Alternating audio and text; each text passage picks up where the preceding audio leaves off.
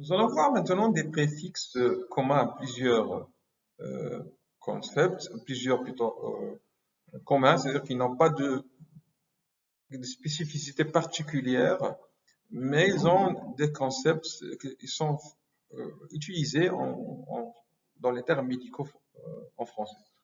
Donc commençons par tout d'abord par quatre préfixes. Vous avez a, an, in et i.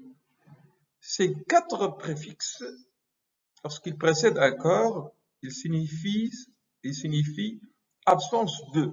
Par exemple, apnée. Apnée, c'est-à-dire pneumatie, c'est la respiration, c'est pas de respiration, l'absence de respiration. La nafas, la nafas. Anécogène, ané, écogène, écogène. Écho, ça veut dire les ultrasons. Gène, ça veut dire il génère des ultrasons. Anécogène, ça veut dire il ne génère pas d'ultrasons. C'est un organe, on va lui envoyer des ultrasons, mais il ne va pas être visualisé au niveau de l'échographie, au niveau de l'écran, et il va devenir noir, on va le voir avec une couleur noire.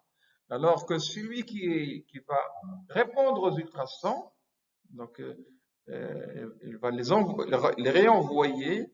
Lorsqu'il va les réenvoyer, donc ça sera échogène. Et le contraire, c'est anéchogène. Échogène, ça veut dire musdi. يرد الصدى. musdi. Anéchogène, la musdi. La musdi.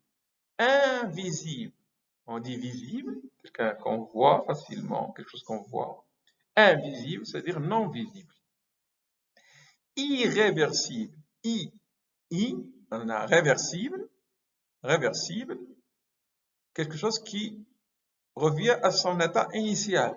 Par exemple, l'asthme est une maladie réversible, c'est-à-dire que la personne va présenter des symptômes de la maladie et puis ces symptômes vont disparaître soit spontanément, soit après traitement. On va dire que la maladie elle est réversible ou les symptômes sont réversibles.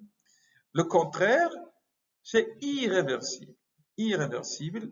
عكوس ça veut dire ينعكس يرجع إلى حالته العادية. لا عكوس أنه لا يرجع إلى حالته العادية. Insuffisant. Suffisant, c'est on peut la quantité, on dit quelque chose qui est suffisante ou une quantité suffisante. Donc que le contraire, c'est insuffisant. Donc ici, on a utilisé le préfixe in. Anti, c'est contre quelque chose. C'est fréquemment utilisé en médecine, en particulier pour les traitements. Antibiotique. Biote, ça veut dire un organe vivant. Ici, on parle, c'est surtout pour dire les bactéries. C'est-à-dire il appartient aux médicaments. Il appartient à la classe des médicaments. Donc, un médicament antibiotique. Un médicament antibiotique, c'est-à-dire contre les bactéries. Contre les bactéries. Antibiotique. ضد حيوي. ضد حيوي. ضد c'est anti. ضد anti. Biotique حيوي. Auto-action sur soi-même. Parce qu'on a quelque chose qui réalise une action sur soi-même. Par exemple, autolyse, c'est lui-même qui se détruit lui-même. Et donc, il se détruit lui-même. Une cellule qui subit une lise, mais quelle est la cause de cette lise? C'est elle-même. C'est elle-même qui s'est lisée. C'est elle-même qui s'est détruite. On va dire, c'est une autolyse. On veut dire aussi autolyse comme suicide. On utilise aussi le terme autolyse pour le suicide. Quelqu'un qui tue soi-même. Donc, il fait une autolyse. Bio, lié à la vie. Biologie, logie, on l'a vu, je pense, on a parlé. Logie, c'est-à-dire étude de la vie. Biologie, donc la science qui étudie la vie. علم الأحياء, إحيائيات. Émo, ce qui est lié au sang, ce qui est lié avec le sang. Hémoptysie. Ptysie, ça veut dire émettre par la bouche. Hémo, ça veut dire émettre le sang par la bouche. Hémoptysie. Mais c'est dans un affaire de tout.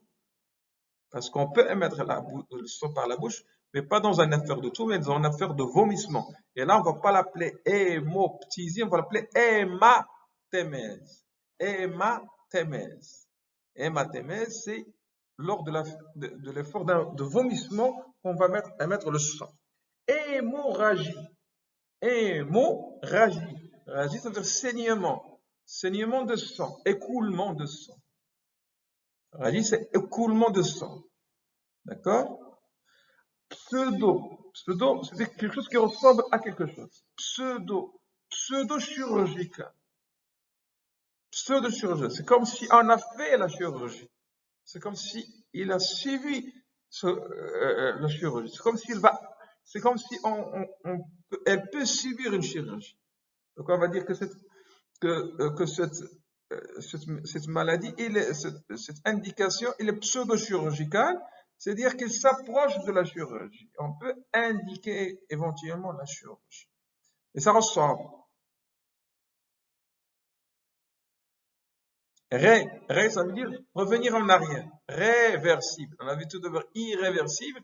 Et tout à l'heure, on avait le i qui veut dire la négation. Mais même versible, ré, déjà, c'est elle-même un autre préfixe. Donc, c'est pas toujours le cas qu'on utilise deux préfixes. Mais en métier, on peut utiliser ça. On avait le préfixe ré pour versible et on a ajouté aussi i pour dire irréversible. Donc, réversible, c'est le contraire de réversible, irréversible. Donc, réversible, c'est quelque chose qui peut revenir à son état d'avant, qui peut revenir à la normale. Réversible. Tomo, ça veut dire quelque chose qui se coupe, couper. Ça veut dire des coupes. Tomo, densitométrie. Tomo, des coupes. Réaliser des coupes. Densito, c'est la densité. Métrie, ça veut dire mesurer. Donc, un appareil qui mesure la densité sur des coupes de l'organisme. Ça veut dire qu'on va faire des coupes, pas anatomiques, mais des coupes radiologiques. Des coupes radiologiques. Et ces coupes-là, l'appareil, le logiciel, l'ordinateur va mesurer la densité de différentes parties de cette coupe-là. Et cet appareil qui fait ça, c'est la technique qui fait ça, c'est la tomodensitométrie. Et l'appareil, c'est le scanner. Donc le scanner, ou le tomodensitomètre, c'est lui avec ça qu'on fait la tomodensitométrie, c'est une technique de radiologie. Électro veut dire, il fait allusion à l'électricité. Si on mesure l'électricité, on va utiliser pour mesurer l'électricité, on le trouve où? On le trouve dans le cœur, on le trouve dans le cerveau. Et donc on peut mesurer l'électricité du cœur, et on va appeler ça la mesure qu'on va faire, on va appeler ça l'électrocardiogramme. Gramme veut dire mesurer, cardio. Donc mesurer l'électricité du cœur. Et c'est un petit ruban, vous allez avoir un petit ruban en papier sur lequel vous avez le tracé de l'activité électrique du cœur. Donc on mesure l'activité électrique du cœur. Mais on peut mesurer l'activité électrique du cerveau.